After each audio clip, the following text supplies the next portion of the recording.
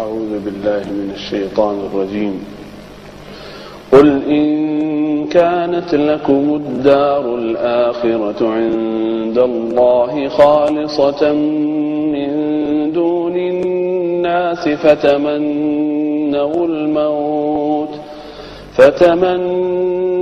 الموت إن كنتم صادقين ولن يتمنوه أبدا بما قدمت أيديهم والله عليم بالظالمين ولتجدنهم أحرص الناس على حياة ومن الذين أشركوا يود أحدهم لو يعمر 1000 سنة وما هو بمزحزحه من العذاب أن يعمر والله بصير بما يعملون صدق الله العظيم.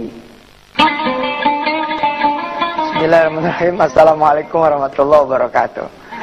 Episode hari ini nih insyaallah nyenengin lah orang-orang yang pada punya hutang.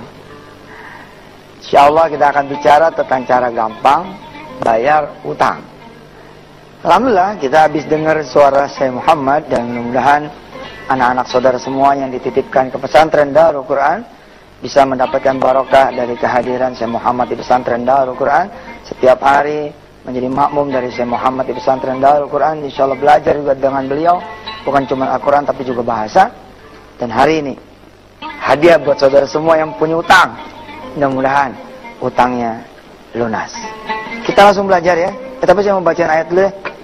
Ada satu ayat nih saya mau bacain buat saudara semua. Surah Al-Maidah ayat 35. Ya. A'udzubillahi minasyaitonirrajim. Ya ayyuhalladzina amanu taqullaha wabtaghu ilaihil wasilah wajahidu fi sabilihi la'allakum tuflihun. Wahai orang-orang yang beriman, bertakwalah kamu pada Allah, wabtaghu ilaihil wasilah. Cari jalan menuju pada Allah Subhanahu wa taala, wajahidu fi sabilihi. Lalu kemudian pegang teguh. Kencengin, kuatin jalan yang serius, jalan yang benar. La'allakum tuflihun. Sampai kalian semua kata Allah adalah orang-orang yang insyaallah berbahagia. Baik, kita langsung ya. Konsentrasi pertama orang-orang yang punya hutang itu jangan di solusi, jangan di sini, tapi apa sih pesan Allah sampai Anda semua itu jadi punya utang? Apa pesannya?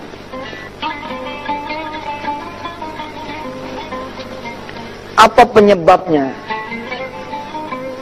Temukan dulu nih penyebabnya.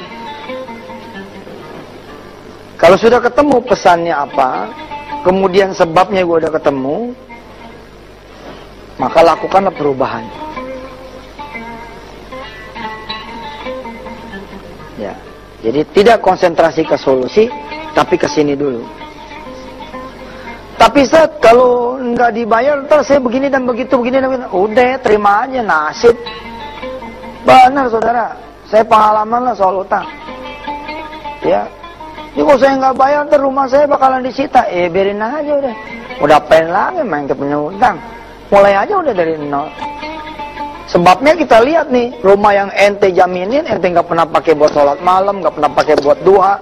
Bagaimana? Pasti diambil lah sama Allah lah. Tapi masalah itu rumah mertua Ustaz. Ya, terus gimana? Ya, tak kalau rumah mertua bagaimana? Ya bagaimana? Emang udah begitu, bagaimana? Saya beruntung nih dilahirkan sebagai orang Betawi ya. Jadi kadang-kadang ada untungnya gitu. Orang Betawi itu kan mana ya? Suka ngomong gini, mau diapain lagi? Itu mau diapain lagi itu sebenarnya udah banget gitu. Ya sebelum kita ngomong nih nanti tentang ini penuh ya. Saya cuma mau ngomong bahwa contoh kasus langsung dah, misalkan saudara punya utang. Rumah yang dijaminin ini rumah mertua. Kemudian tiba masanya mau disita. Buat para mertua gitu ya, atau buat orang tua, atau buat teman, atau buat sahabat yang katanya gara-gara dialah rumah ente hilang, ente kudu tahu. Enggak ada dia juga, kalau rumah ente pada mau hilang, mah hilang aja. Ente rugi 2 kali tuh. Udah mah rugi rumahnya bener-bener hilang. Yang kedua rugi tauhidnya jadi salah. Enggak gitu. Sebab Allah rumah ente jadi hilang atau enggak hilang. Nah, dalam posisi ente bagaimana? Ya hadepin ini dengan gagah berani. Ngadep ke mertua. Mak, maafin ya mak. Ini rumah saya jaminin, atau kemudian saya nggak bisa bayar. Terus gimana? Ini rumahnya mau disita. Selalu terjadi 2 kemungkinan. Pertama ada maaf dari emak. Yang kedua ada marah dari emak. Kata emak kita, ya udah mau gimana lagi. Udah waktunya kalian mau rumah ini diambil Allah. Kamu mah cuma jalan doang. Nah, bagus tuh. Bagus buat siapa? Bagus buat orang yang bakalan kehilangan rumahnya. Karena Allah akan langsung ganti dengan keikhlasan dia. Dan juga bagus buat yang ngejaminin sampai hilang. Oh bagus, ya udah. Dia tinggal bilang sama emaknya, insya Allah mak, saya akan ganti. Bila mana nanti saya akan menjadi orang yang berhasil. Tapi bila mana kemudian terjadi marah bagaimana? Ya terima juga. Dasar nih, mantu gua pokoknya macam-macam ngomong. Ya udah emang ente salah, mau diapain lagi? Saya bakal diborgol Ustaz kalau nggak bayar, diborgol aja mau diapain? Ntar juga keluar 4 bulan, 8 bulan, 12 bulan, habis itu jadi orang baru ente. Selama ente ketakutan, nggak siap menerima takdir, utang nggak bakal selesai. Ada orang bilang gini, Ustaz, ya Allah Ustaz, saya pengen bunuh diri. Ya gila. Kok Ustaz begitu? Orang mau bunuh diri mau gila? Saya bilang, emang gampang bunuh diri, susah tahu. Nggak bakal Allah izinin kalau belum waktunya. Tapi kan Ustaz harusnya nggak ngomong gitu. Terus saya mestinya ngomong gimana? Ente yang bilang ente mau bunuh diri. Maaf ya pemirsa, maksud saya tuh saya ngajarin berani gitu loh. Kalau ente nggak berani ngadepin resiko, utang mah nggak bakal beres. Terima dulu resikonya. Toko hilang, rumah habis, rumah tangga bawa belur. Nah, no problem. Nanti kita benerin setelah ente ketemu nih yang 3 ini. Tapi setelah yang berikut ini.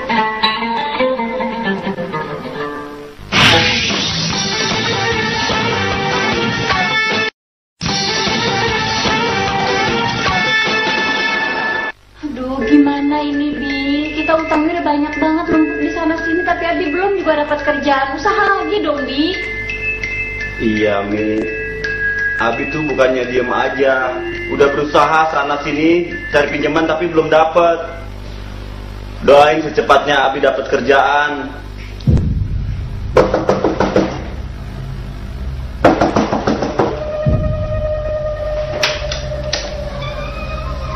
Siang Pak, siang. Masuk Pak.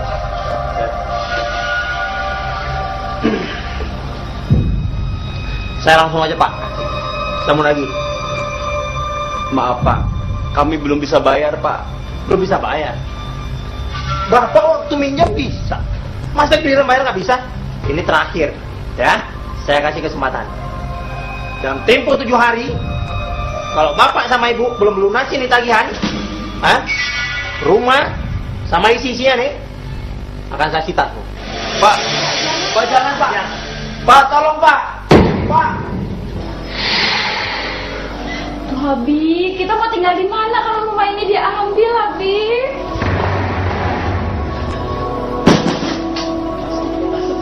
Saya kesini mau nagih utang. Gimana? Beres hari ini? Gini Mas, kami mohon maaf karena kami belum ada dana, tapi besok atau lusa pasti kami lunasi Mas. Itu cuma alasan kalian berdua. Tarsuk. Pokoknya saya kasih tempo 3 hari. Kalau 3 hari nggak ada pelunasan, rumah beserta isinya ini akan disita bos saya. Hah? Aduh, Abi, kita mau tinggal di mana kalau rumah ini diambil? Mau sampai kapan kayak gini, Abi? Kalau Abi kayak gini terus mendingan Abi pulang aja ke rumah Ibu. Kalau Abi udah dapat kerjaan lagi baru Abi jemput Umi, ya? Umi.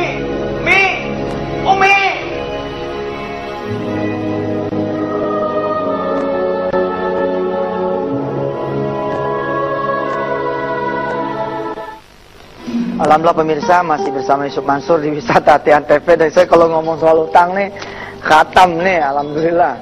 Ya, tanggal 10-11 Desember Wisata Hati Antv punya acara off air, ya. 10-11 Desember. Nanti tempat dan tanggalnya silakan klik di www.wisatahati.com atau di Twitter kita di @yusuf_mansur. Kita bahas nih bagaimana solusi bayar utang dan lain-lain di event off air kita di tanggal 10-11 Desember. Baik, sebelum kita bicara tentang ini, ya, Anda harus terima dulu segala resiko. Itu kunci supaya utang ente berhenti di situ, tidak bertambah besar. Kalau ente nggak berani ngadepin resiko, utang ente bakalan bertambah besar. Dan tidak ada orang yang siap dengan resiko, dia bakalan susah. Nggak bakal. Nih lihat kejadian ini. Begitu dia ngadu sama emaknya bilang begini, "Emak sih sebenarnya udah tahu kamu ngejaminin rumah emak." "Iya, Mak." "Ya udah, karena Mak, lu bawa aja baju lu seadanya, lu keluar deh. Ntar utang Mak yang beresin, tapi kamu udah gak usah lagi jadi bininya, lakinya anak Mak." Itu kan resiko tuh. Persoalannya ente nggak siap menerima keadaan itu. Bukan persoalan hilang rumah tangga. Enggak. Persoalannya kita nggak siap ngadepin resiko. Itu dia. Ketika kita bisa menyiapkan diri di titik nol, resikonya begini, ya udah, insya Allah begitu kejadian nanti di penjara, maafin muskilah. Ketika kemudian diketahui bahwa di PHK jadi mantu, maafin muskilah. Tapi pasang di hati ini, message-nya udah ketemu, penyebabnya udah ketahuan, perubahan akan dilakukan, jalan. Nanti bakalan terjadi peristiwa di tahun berikutnya. Di tahun berikutnya nih Ka'bah nih, ente tawaf nih.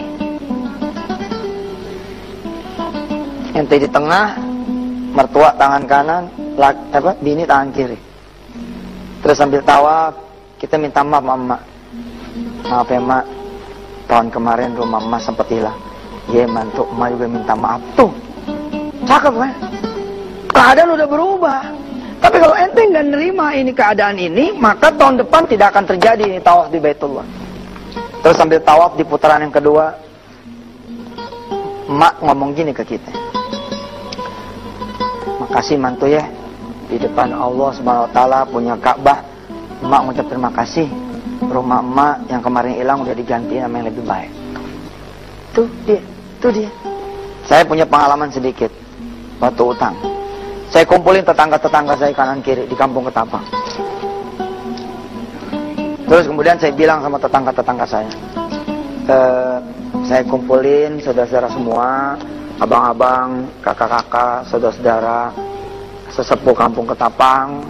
Saya minta didoain karena saya lagi banyak utangnya, ya Allah, minta didoain. Saya ngomong sama tetangga saya, bukan dalam bahasa curhat, tapi bahasa minta doa, beda kan? Lalu kemudian ada seorang yang nagih utang kepada saya. Dia bawa tentara. Datangnya ke ketua RW dulu. "Pak RW, tahu nggak Yusuf Mansur tuh punya utang sama kita?" Pak RW bilang, "Tahu." "Oh, udah tahu?" "Iya, tahu dong, dikasih tahu sama si Yusuf." "Bapak untung Pak, Bapak didoain sama Yusuf Mansur tuh." "Hah, didoain?" "Iya." Tuh, si Pak RW cerita.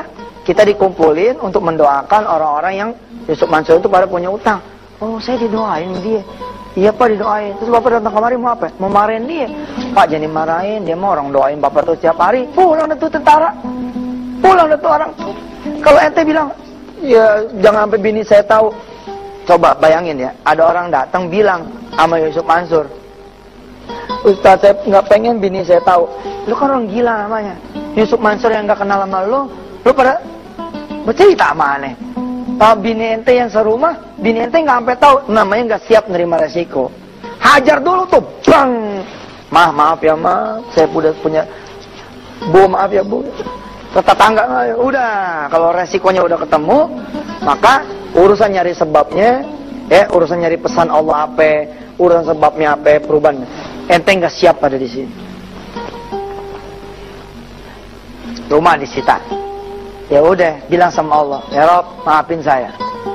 Selama saya berumah-rumah di sini, saya nggak sholat, nggak ada tahajud nih. Ini rumah nggak pernah ngajiin. Sekarang kau ambil dengan cara engkau membebankanku utang, ya Allah." Ya udah, kasih. Habis itu ente ngontrak. Ente ngontrak mulai dari nol, tahun depan kebeli lagi tuh rumah. Kita akan lanjutkan nanti ya, kita bahas nih. Pesannya Allah apa, sebabnya bagaimana, terus perubahannya seperti apa. Silakan.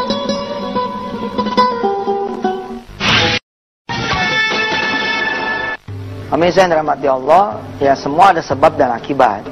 Utang itu bisa jadi dua, bisa jadi ujian dari Allah. Kan ada orang yang ketibanan utang nih. Dia nggak berbuat tapi orang lain berbuat, lalu dia ketibanan. Bisa jadi itu ujian. Tapi buat sebagian yang lain bisa jadi itu adalah azab dari Allah Subhanahu wa taala. Dua-duanya ada Allah di balik itu semua. Don't worry, nggak usah khawatir. Nih, kita belajar pesannya apa? Kenapa sih sampai kita berhutang? Ternyata sholat kita berantakan. Waktu kecil saya diceritain sama orang tua. Nggak usah ente pada nyari dalilnya. Ini mah cerita dari orang tua saya. Katanya ntar kalau di kuburan ada ular namanya Sujaul Akra. Yang pada sholat yang nggak benar nih ular bebelit, ya akan membelit kita semua. Kepalanya itu 16 atau 17 begitu. Nah satu kepalanya nyelos ke alam dunia. Nah satu kepalanya ini bentuknya adalah hutang dan kesulitan kita, permasalahan tidak pernah selesai silih berganti datangnya. Karena kita punya urusan di urusan sholat. Maka pesan Allah apa setelah sebabnya kita ketemu? Oh kita punya utang karena utang kita punya utang sebabnya kita sholatnya nggak benar. Ya tinggal perubahannya apa? Sholatnya dibenerin. Gitu kan? Konsentrasi nggak usah ke solusi. Ini aja dulu. Ntar lama-lama selesai. Ini ente terimain. Lalu, ininya ente jalanin, ente lihat, ente nilai. Lalu akibatnya juga ente terimain. Baru setelah solusi akan datang. Solusi yang benar-benar solusi ya, bukan tutup lubang gali empang. Ente nutup 1 juta, tapi lewat kartu kredit yang 1,5 jadinya. Itu namanya bunuh diri. Bunuh diri, lo jadi punya musuh 2, tadinya 1 jadi 2. Iya kalau langsung kelar, kalau nggak kelar gimana ceritanya? Jangan begitu, udah tahan aja antem. Antem di situ aja udah. Kalau bakalan kita bubar aja dulu. Kita bilang sama bini kita, maaf ya deh, abang disuruh cerai.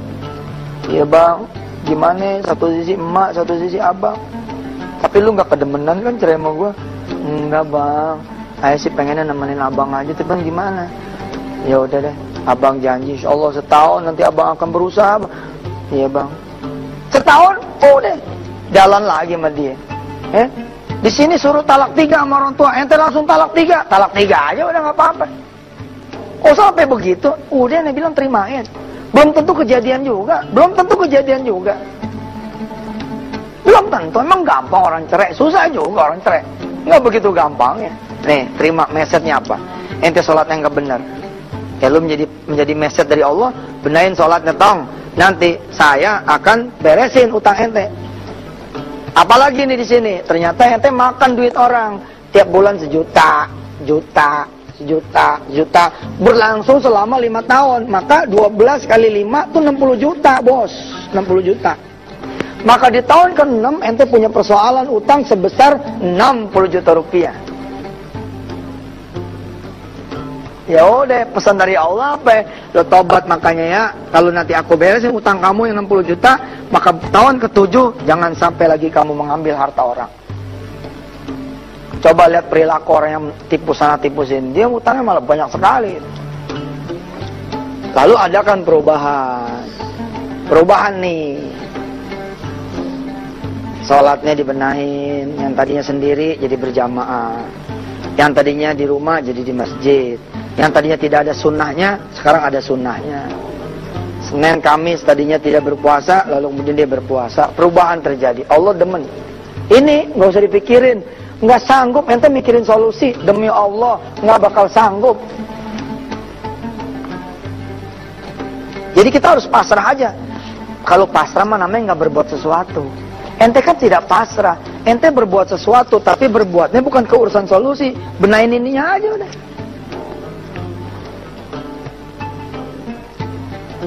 Saya pengen ngasih ente pada doa untuk urusan utang, tapi nggak sekarang nih. Nanti minggu depannya aja di hari Rabu kita membahas doa anti utang.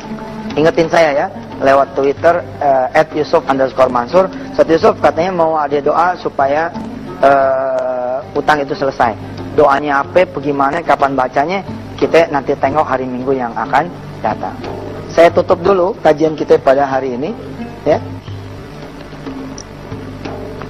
bahwa satu, Anda harus tahu pesan Allah apa, ya, sebabnya bagaimana, dari apa ente jadi pada punya utang, lalu lakukan perubahan. Tapi sementara ente penuhi yang 3 ini, ente terima dulu segala resiko yang terkait dengan utang itu. Saya berdoa pada Allah SWT agar saudara punya utang masih bisa direschedule, masih bisa berdamai. Ini cerita utang yang udah serba mentok. Insya Allah minggu depan kita ketemu lagi masih di Wisata Hati Antv. Saya Yusuf Mansur. Wassalamualaikum warahmatullahi wabarakatuh.